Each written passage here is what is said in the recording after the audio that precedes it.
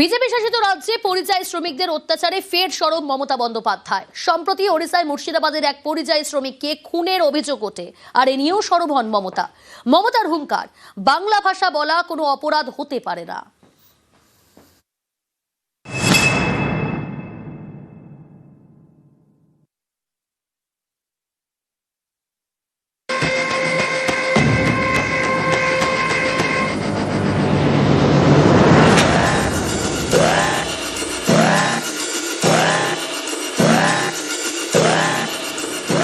বাংলায় কথা বলায় বাংলাদেশি তকমা।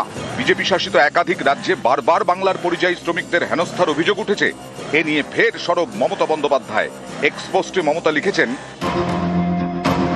প্রতিটি বিজেপি শাসিত রাজ্যে বাংলাভাষী মানুষের উপর যে নির্মম অত্যাচার ও নিগ্রহ নেমে এসেছে, আমরা তীব্র ধিক্কার জানাচ্ছি।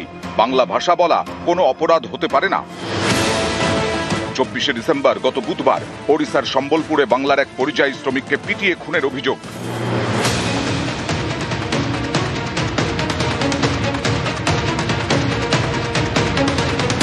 মুর্শিদাবাদের সুতির বাসিন্দা জুয়েল রানা, তাঁর পরিবারের দাবি, বছর চারেক ধরে ওড়িশায় রাজমিস্ত্রির কাজ করতেন। গত বুধবার সম্বলপুরে তাঁর মৃত্যু হয়। পিটিয়ে খুনের অভিযোগ তোলে পরিবার।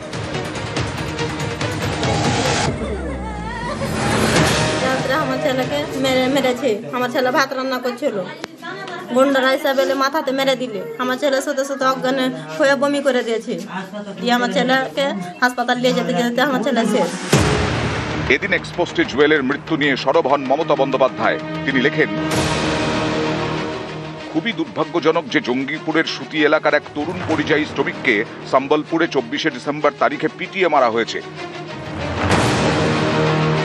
মুর্শিদাবাদে পরিযায়ী শ্রমিকরা ওড়িশা থেকে সন্ত্রস্ত হয়ে বাড়ি ফিরছেন। এই মর্মান্তিক ঘটনায় আমরা পরিবারগুলির সঙ্গে আছি এবং নিহতের পরিবারের কাছে আমাদের আর্থিক সহায়তাও পৌঁছে যাবে। মমতা আরও জানান, নিহত তরুণ জুয়েল রানার ব্যাপারে পশ্চিমবঙ্গ পুলিশ ইতিমধ্যে সুতি থানায় 0 FIR রুজু করেছে। ইতিমধ্যে 6 জনকে গ্রেপ্তার করা হয়েছে। রাজ্য পুলিশের তদন্তকারী দল গিয়েছে ওড়িশায়। আগেও বিজেপি শাসিত একাধিক রাজ্যে বারবার বাংলার পরিযায়ীদের হেনস্থার অভিযোগ উঠেছে। কোথাও বাংলাদেশি সন্দেহে মারধর, কোথাও আটকে রাখার অভিযোগ। দিল্লি থেকে সোনালী খাতুন সহ 6 পরিযায়ী শ্রমিককে বাংলাদেশি সন্দেহে বাংলাদেশে পাঠিয়ে দেওয়া হয়। আদালতের হস্তক্ষেপে ঘরে ফেরেন সোনালীরা।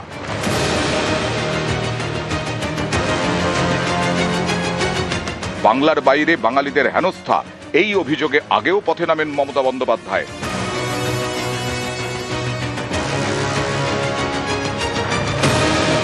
শনিবার এক্সপোস্টে ফের সরব হন মমতা। নিউজ 18 বাংলা।